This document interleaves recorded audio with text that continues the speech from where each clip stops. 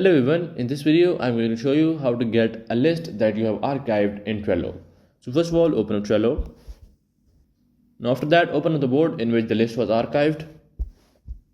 Now once you're in that board, click on these three dots at the top right, click on it. Now in here, click on the three dots at the top right again. Now in here, scroll down and look for archived lists. Just click on it.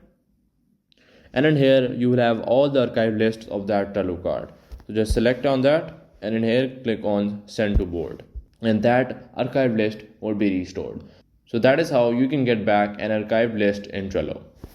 Hello everyone, in this video I'm going to show you how to get back the archived lists on Trello, or in other words the list that you have removed from your Trello board.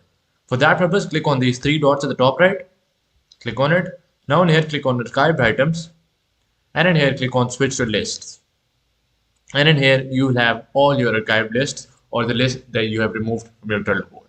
Now after that, just simply click on send to board, and that list would be added again.